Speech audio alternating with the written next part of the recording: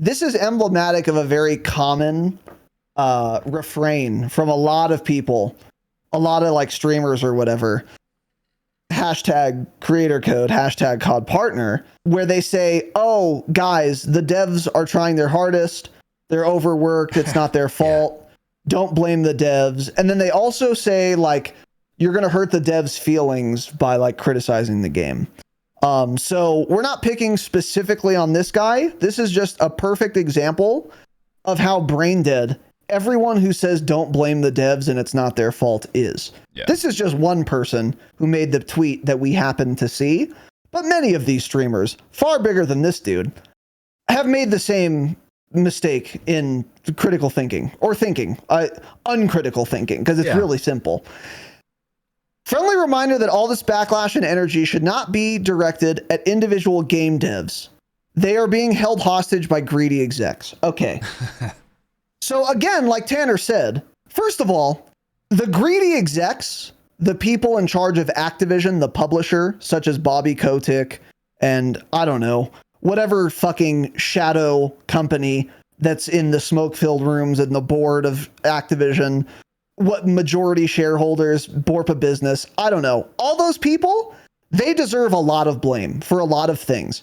The monetization structure, for example, the Black Cell operator bundle, for example, pay-to-win DMZ skins, for example.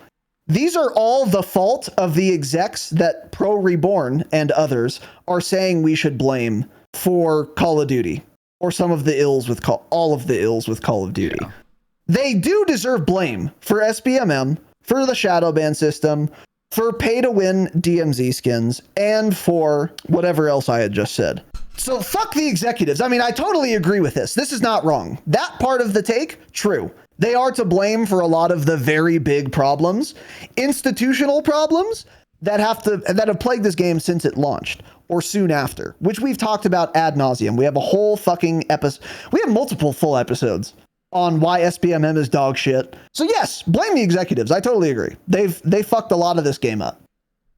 But also blame the devs for different things too, though.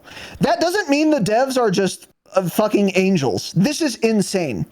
For example, the position of the killstreak banner notification on your screen. Do you think Bobby Kotick wants that to obstruct the vision of the players of the game that he collects revenue checks from? Of course he doesn't. He's never seen gameplay of Warzone. He doesn't know. He doesn't know what Call of Duty is. Yeah. He just doesn't have any idea. He's never seen a video game in his life. He doesn't care at all. But if he did understand, he would actually want the opposite of what the devs are doing, which is for the killstreak banner to not be in the center of the screen. Yeah. That is not Bobby Kotick's fault or any greedy executive's fault. That is fucking Joe Apricot's fault and people in charge at Infinity Ward. And to some degree, the rank and file, because whoever moved the killstreak banner when they made this patch, right? It wasn't Joe Apricot. Joe Seacott did not sit down and boot up his PC and do some coding that day. It was some guy. And that guy, if you're going to be sitting there and moving the fucking killstreak banner, move it more. That guy is rank and file, and he is a dogshit, trash first-person shooter game developer who should be ridiculed, made to feel bad publicly and shamed on Twitter, and fired, and maybe homeless. This guy does not deserve a job, and he is the lowest rung on the ladder. And he should be shamed. He should be mocked, and he should feel bad. He won't, by the way. If you're trying to protect these people's feelings, they don't care. They don't take it personally. They don't get offended. Oh, protect their feelings. Take your compassion elsewhere, because they don't give a fuck if you criticize the game.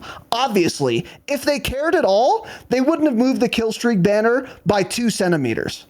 So even the dev on the lowest rung of the ladder is to blame. Yeah. But largely, Joe Apricot and the head of the development studios are to blame for many of the issues. Not for SBMM, not for EOMM, not for pay-to-win operator skins, but footstep audio, for example, or parachute audio.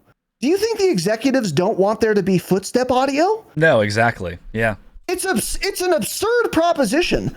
If you're a greedy executive, why would you want footsteps to be silent? In summary, the greedy execs have ruined Call of Duty partially for a lot of things, and fuck them. Also, the development heads at these studios have ruined this game partially, and fuck them. And also, the guy who's been there for 6 months and has no power has also ruined this game, and fuck him also. Everyone at Infinity Ward who is working on Warzone 2 is to blame, and they are shit, and they should be shamed for it. I wish they would feel as bad as these people trying to protect their feelings think they feel when they get lampooned on Twitter, because I want them to feel bad for doing as terrible of a job as they've done.